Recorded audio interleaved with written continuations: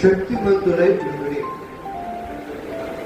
పైన నుండి ఆ శక్తిని మనం పొందుకోవాలి.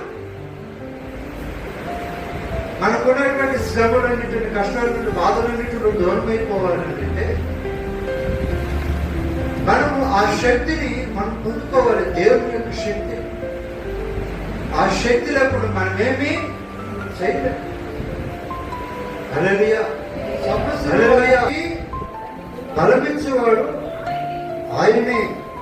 శక్తిహీనులకు బలాభివృద్ధి కలిగించేవాడు ఆయనే. మనకు మన శక్తిహీనతలో అనేక విధాలైన సమస్యల చేత, అనేక బాధల చేత, అనేకుల చేత మనం బాధపడుతున్నప్పుడు వచ్చే నిస్సహాయ స్థితిలో, ఒక నిరాధారమైన పరిస్థితిలో మనం ఉన్నప్పుడు, బలహీనమై మనం కలిగి ఉన్నప్పుడు మనము శక్తిని ఆయన నుండి మనం పొందుకోవాలి. హల్లెలూయా. దేవుని వాక్యం సెలవిస్తుంది, ఆయన శక్తిహీనులకు బలాభివృద్ధి కలిగించేవాడు ఆయనే. సమస్యలను వారికి బలమిచ్చేవాడు ఆయనే.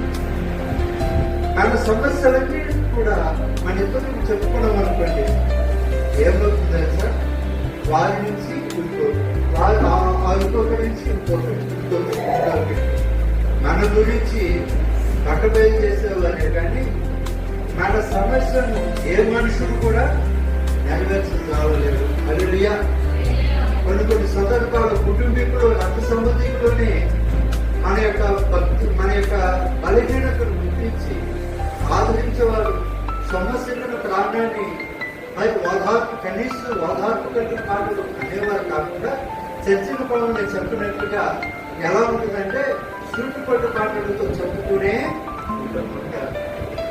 శక్తిహీనులమైన మనల్ని ఇంకా శక్తిహీనులుగా చేస్తారు.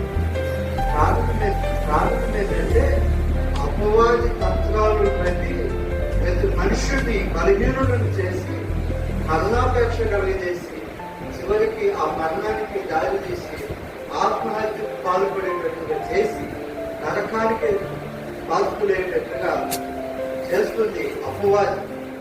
మనం చూసినట్లయితే మనం పోరాడవలసింది మనుషులతో కాదు కానీ అపవాది తంత్రములతోనూ మనం పోరాడలేదు.